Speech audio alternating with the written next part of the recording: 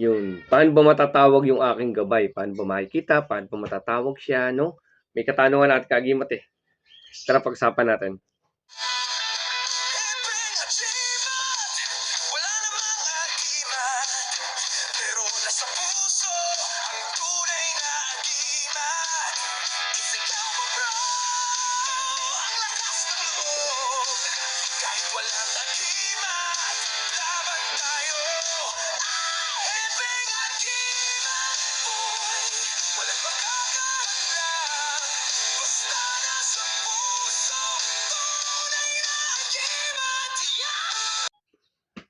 Yun, paano makikita yung ating gabay? Paano matatawag? Ito yung kanyang kasagutan. Katanungan.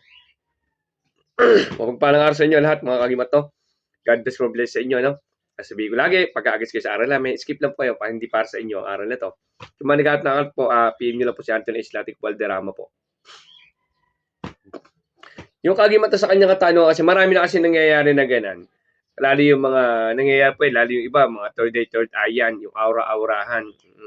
Makikita mo gabay mo sa ganun paningin.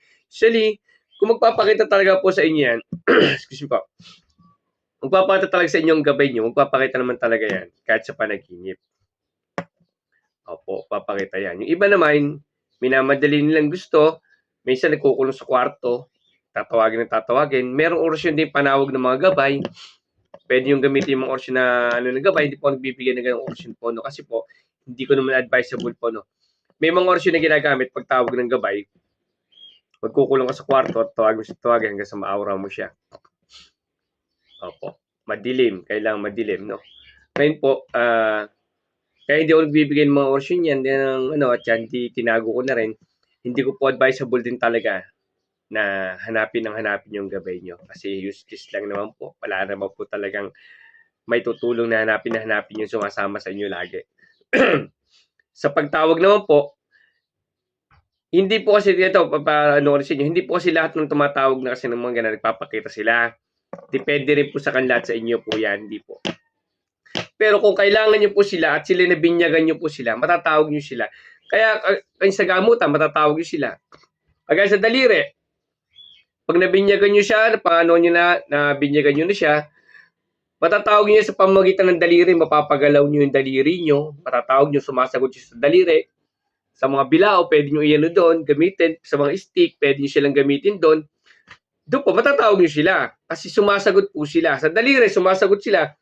Pag tinanong nyo, kaibigan, paramdam ka sa kanan daliri ko, kung nandito ka. Pag tinignan nyo daliri, mahaba yung kanan nga. Ibig sabihin, oo. Pag pantay, hindi.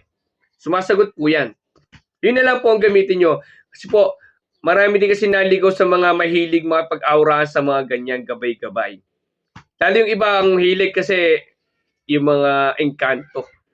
Yung mga elemento. Oo na, hindi natin 20, tikbalang kapre. May kasama ako kapre dito, may tikbalang ako.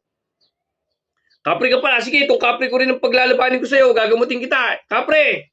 Oh. Labanan mo to, kapre sa kapre. Hindi po eh. Kasi yun yung tinatawag na sumasangguni ka na sa, hindi na sa Panginoon ka na sumasangguni sa kanila na ng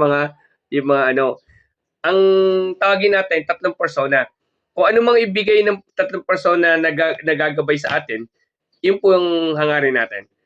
No, pero yung may nahuli kang tikbalang kapre sa gamutan, ginawa mong kasama, gagawin mong gabay din. Sabi nila, gagawin nilang gabay. O bibigay sa pasyente. Pag merong gagamutin sila, gagamutin. Mali na po. Kasi po, yun yung sinasabi, sumasangguni ka na sa mga sa hindi ka na Panginoong sumasangguni. Dapat sa gamutan, sasangguni ka sa tatlong persona.